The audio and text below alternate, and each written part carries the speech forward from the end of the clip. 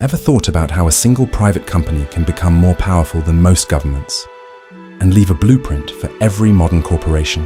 When you hear a powerful company, what comes to mind? Apple, Amazon, Google, maybe JP Morgan or Saudi Aramco. Now forget those. Imagine a company worth more than Apple, Amazon, Google, and Microsoft combined. Then double it. Then add another 15 major corporations on top. That company existed. It was called the Dutch East India Company. And at its peak in 1637, it was valued at roughly $10 trillion in today's money. Here is what will surprise you. That company did not just sell products. It had its own army, its own navy, its own currency, its own government. It could sign treaties with nations, wage war on kingdoms, and execute its own prisoners. And for almost 200 years, it ruled the world's oceans. Are you with me? Because in the next few minutes, I'm going to show you how a spice trading company became the most valuable enterprise in human history, and why its collapse still shapes how every corporation is run today. Let's go back to the year 1602. The Dutch Republic was fighting for independence from Spain, but the Dutch had an advantage. They controlled the best ships in Europe. For decades, Dutch merchants had been sending private ships to Asia to buy spices, pepper, nutmeg, cloves. These spices were worth more than gold in Europe. A single ship could return with cargo worth 10 times the cost of the voyage. But there was a problem. The merchants were competing against each other. They bid up prices in Asia. They undercut each other in Europe. Everyone was fighting. No one was winning. The Dutch government decided to force them to cooperate. It gave one single company a monopoly on all Dutch trade with Asia. That company was the Verenigde Oostindische Compagnie, the VOC, and its charter was unlike anything in history. The VOC was allowed to build forts. It was allowed to hire soldiers and sailors, tens of thousands of them. It was allowed to sign treaties with Asian rulers. It could wage war. It could govern territory. It could mint coins and run prisons. In exchange, the VOC had to pay dividends to anyone who bought its shares. Because here was the real innovation. The VOC did not belong to one merchant family. It sold shares to any Dutch citizen who wanted to invest. That meant bakers, carpenters, even servants could own a piece of global trade. This was the first time in history that ordinary people could invest in a multinational enterprise. The VOC was the world's first publicly traded company, and its shares traded on what became the first stock exchange, right in Amsterdam. At first, the system worked beautifully. The VOC raised 6.4 million guilders from over 1,000 investors. That was a fortune, and with that money, they sent fleets of ships to Asia. But here is where the story turns. A trading company that makes profit by buying and selling is one thing. A trading company that also has an army is something else entirely. And the VOC was about to discover exactly what happens when profit and power merge. Still with me? Because in the next 3 minutes, VOC is about to turn into something far from a simple spice business. The VOC's private army was enormous. At its peak, it employed over 10,000 soldiers and maintained 40 warships. Every large VOC ship carried 50 soldiers, trained for land warfare and conquest. The VOC needed this army because they did not just want to trade. They wanted a monopoly. And to get a monopoly, they had to eliminate competition, including local Asian rulers who refused to sell spices exclusively to the Dutch. The most brutal example happened on the Banda Islands in 1621. The Bandanese grew nutmeg, one of the most valuable spices in the world. They had been selling to English and Dutch merchants for years, but the VOC wanted exclusive control. The VOC's governor, Jan Pieterszoon Cohen, led a military expedition to the islands. His forces killed thousands of Bandanese. Some estimates suggest nearly the entire adult male population was slaughtered. Survivors were enslaved and forced to work on nutmeg plantations under VOC control. The VOC did not see this as cruelty. They saw it as business. By eliminating the local population, they eliminated competition. Nutmeg prices in Europe stayed high. VOC profits soared. This was the cold, mechanical logic of monopoly power. The VOC's shareholders received dividends as high as 40% of their original investment. The VOC did not only fight locals, they also fought European rivals. The English East India Company was their direct competitor. For decades, the two companies waged private wars across Asia, sinking each other's ships, seizing each other's ports, all while their home governments looked the other way.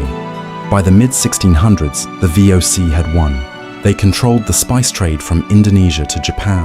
They had kicked the English out of most of the Indonesian archipelago.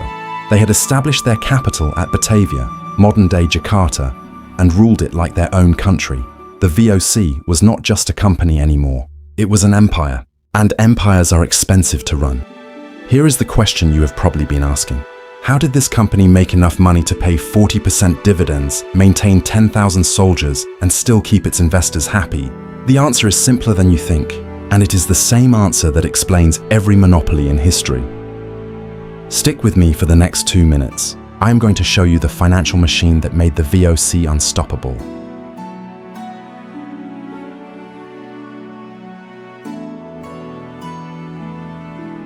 The VOC made money through a system that modern companies still use.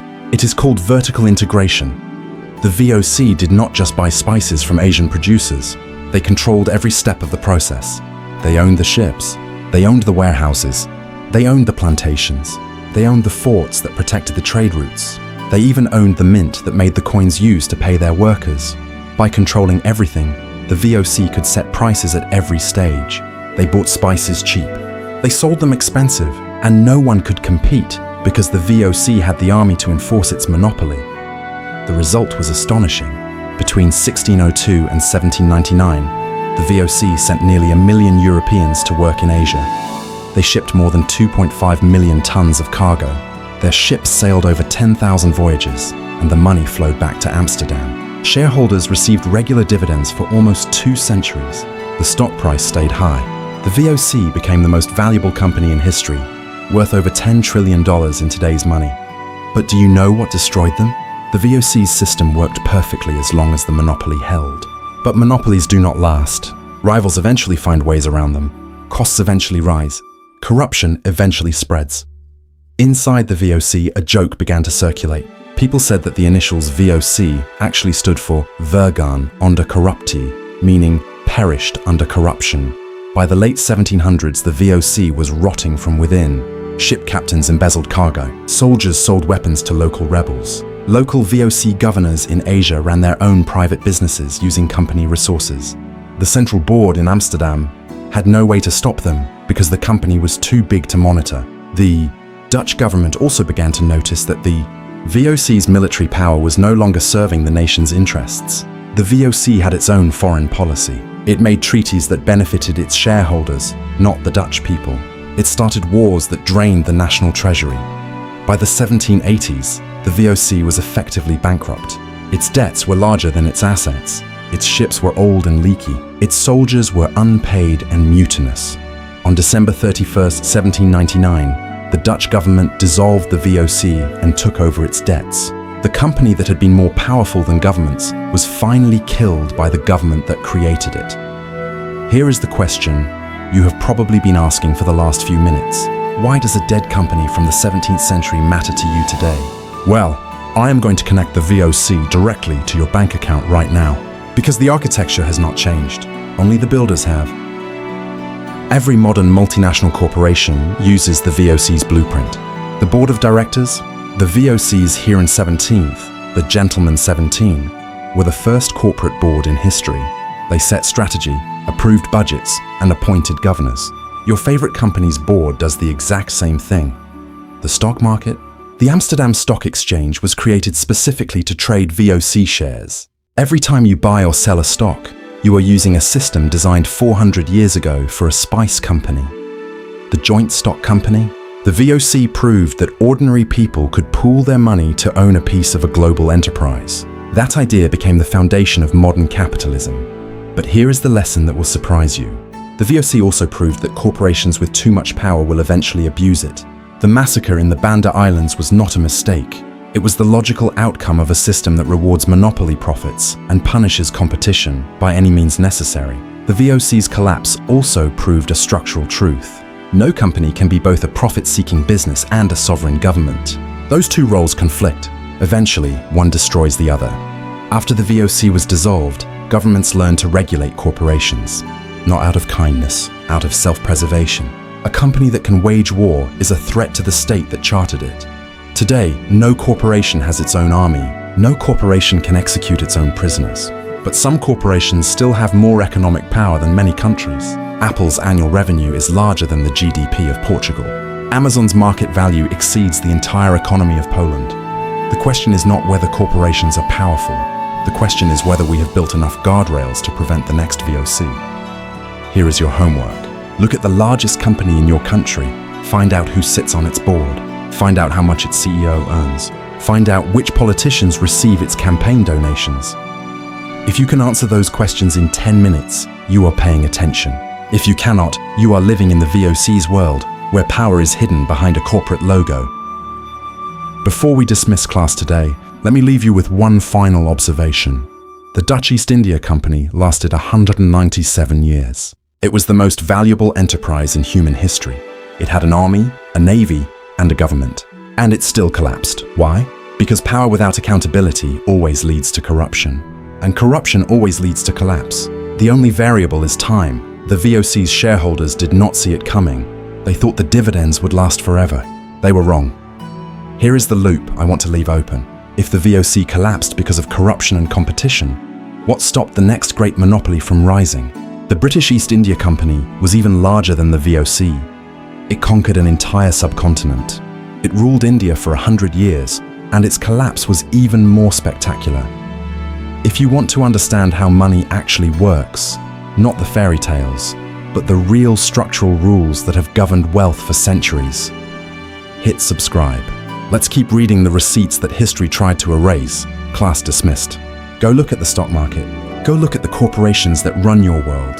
The architecture was written in Amsterdam in 1602, and you are still living inside it. I'll see you in the records.